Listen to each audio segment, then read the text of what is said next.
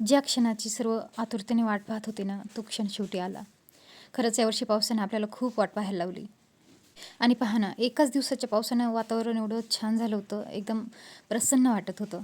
मग थोडासा पावसाचा आनंद घेतला आणि मन प्रसन्न केलं. म्हटलं आता मन प्रसन्न झालंच आहे, तर थोडंसं घरही प्रसन्न करूया. आज श्लोकला मी स्कूलमध्ये नेऊन सोडलं, कारण त्याचे पप्पा आज लवकर गेलेले होते. त्याच्यामुळे ही ड्युटी आज माझ्याकडे. थोडा वेळ पावसाचा असा आनंद घेतल्यानंतर मस्त घरामध्ये गेले आणि छानसा असा गरम गरम चहा पिला. चहा पिल्याशिवाय आपल्या सकाळची सुरुवात होणं शक्यच नाही, नाही का? आज काव्यांशला स्कूलमध्ये नाही पाठवलं, तो थोडासा बिमार होता.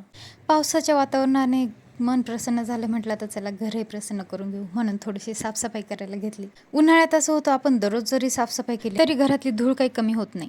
आता एक पाऊस पडलाय म्हणजे वातावरण बरं झालंय आणि मुलंही आता स्कूलमध्ये जात आहेत म्हणजे घरात थोडाफार पसारा कमी होणारच. आणि जो होतोय तो मग थोडासा आपल्याला कामावरून करावाच लागतो. आणि घरात आपण सगळ्यात पहिले येतो तेव्हा आपल्याला दिसते ती समोरची रूम म्हणजेच हॉल. आणि कसं आहे, तो व्यवस्थित नाही म्हणजे आपल्या मनालाही प्रसन्न वाटत नाही. आजपर्यंत होतं कसं, काव्यांश छोटा होता त्याच्यामुळं घरात नेहमी नेहमी पसारा राहायचा, त्याच्याकडे लक्ष द्या, घराकडे लक्ष द्या, थोडं व्हायचं नाही माझ्याकडनं. पण आता हळूहळू परत त्या वळणावर आले. काव्यांश आता थोडासा मोठा झाला आहे, कळता झाला आहे, त्याच्यामुळे सगळ्या गोष्टी व्यवस्थित करायचा प्रयत्नही करत असते मी दररोज. आणि घरातल्या कामाव्यतिरिक्त जी स्वतःची आवड आहे किंवा मला जे काही गोष्टी करायला आवडतात कामं आवरल्यानंतर, त्याही गोष्टींना मी आता लक्ष द्यायला सुरुवात केली आहे. माझ्यासारख्या अशा बऱ्याचशा माझ्या मैत्रिणी असतील ज्यांना घरातल्या कामानंतरही काही गोष्टी करायला आवडतात आणि खरंच आपणही थोडासा वेळ आपल्यासाठी खरंच द्यायलाच पाहिजे. त्यात खरंच खूप आनंद भेटतो आपल्याला. आपली ती आवड आपल्याला एक वेगळा मार्गसुद्धा दाखवू शकते.